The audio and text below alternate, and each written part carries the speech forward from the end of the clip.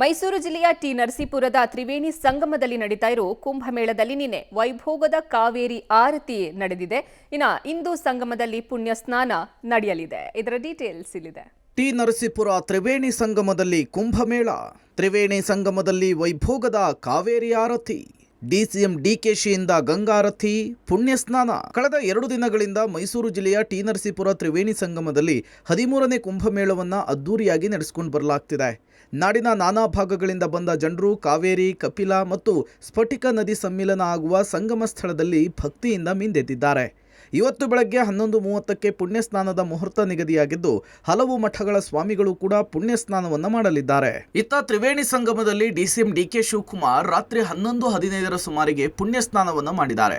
ಕಾವೇರಿ, ಕಪಿಲಾ, ಸ್ಫಟಿಕ ಸಂಗಮವಾಗುವ ಜಾಗದಲ್ಲಿ ಡಿಕೆಶಿ ಮಿಂದೆದ್ದಿದ್ದಾರೆ. ನಿನ್ನೆ ರಾತ್ರಿ ತ್ರಿವೇಣಿ ಸಂಗಮದಲ್ಲಿ ವೈಭೋಗದ ಕಾವೇರಿ ಆರತಿ ನಡೆಯಿತು. ವಾರಣಾಸಿಯಲ್ಲಿ ಗಂಗಾರತಿ ಮಾಡುವ ಅರ್ಚಕರೇ ಇಲ್ಲೂ ಕೂಡ ಕಾವೇರಿ ಆರತಿಯನ್ನು ನಡೆಸಿಕೊಟ್ರು. ಆದಿಚುಂಚನಗಿರಿ ಮಠದ ಶ್ರೀ ನಿರ್ಮಲಾನಂದ ಸ್ವಾಮೀಜಿ, ಸುತ್ತೂರು ಮಠದ ಶ್ರೀ ಶಿವರಾತ್ರಿ ದೇಶಿಕೇಂದ್ರ ಸ್ವಾಮೀಜಿ, ಪೇಜಾವರ ಶ್ರೀಗಳ ಸಮ್ಮುಖದಲ್ಲಿ ಈ ಕಾವೇರಿ ಆರತಿ ನಡೆಯಿತು. ಅಪಾರ ಸಂಖ್ಯೆಯ ಭಕ್ತರು ಈ ವೈಭವವನ್ನು ಕಣ್ತುಂಬಿಕೊಂಡ್ರು.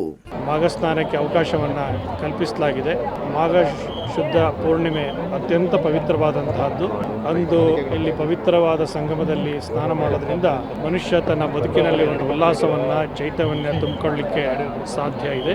ಯತಿಶ್ರೇಷ್ಠರು ಮಾಡಿದಂಥ ಸಂಕಲ್ಪ ಇಲ್ಲಿ ಕೂಡ ಅಷ್ಟೇ ಪವಿತ್ರವಾಗಿ ನಮ್ಮ ತಿರುಮೂರಿನಲ್ಲಿ ಕಪಿಲೆ, ಕಾವೇರಿ ಮತ್ತು ಸ್ಫಟಿಕಪುರಿಯ ಸಂಸರ್ಗದಲ್ಲಿ ನಡೆಯುತ್ತದೆ. ಈ ವರ್ಷದ ನಮ್ಮ ಟಿ ನರಸೀಪುರದ ಕುಂಭಮೇಳ ಬಹು ಅದ್ದೂರಿಯಾಗಿ, ದಿವ್ಯವಾಗಿ, ಅಷ್ಟೇ ಭವ್ಯವಾಗಿ ನಡೀತಾ ಇರ್ತಕ್ಕಂಥದ್ದು ನಾವೆಲ್ಲರೂ ಕಾಣ್ತಾ ಇದ್ದೇವೆ. ಪೂಜ್ಯರು ಈಗಾಗಲೇ ಹೇಳಿದಾಗೆ ಆಧುನಿಕತೆಯ ಬೆಳಕಿನಲ್ಲಿರ್ತಕ್ಕಂಥ ನಮ್ಮಗಳಿಗೆ ಆಧ್ಯಾತ್ಮಿಕತೆಯ ಒಳನೋಟ ಇಲ್ಲ ಅಂತಂದರೆ ಬದುಕು ಅಷ್ಟೊಂದು ಚೆಂದ ಕಾಣೋದಿಲ್ಲ. ಅದಕ್ಕಾಗಿ ನಮ್ಮ ಹಿರಿಯರು ಈ ರೀತಿಯ ವ್ಯವಸ್ಥೆಯನ್ನು ಮಾಡಿಟ್ಟಿದ್ದಾರೆ. ಇವತ್ತು ಸಾವಿರಾರು ಜನರು ಪುಣ್ಯ ಸ್ನಾನ ಮಾಡುವ ನಿರೀಕ್ಷೆ ಇದೆ. ಈ ಪುಣ್ಯ ಸ್ನಾನದ ಮೂಲಕ 13ನೇ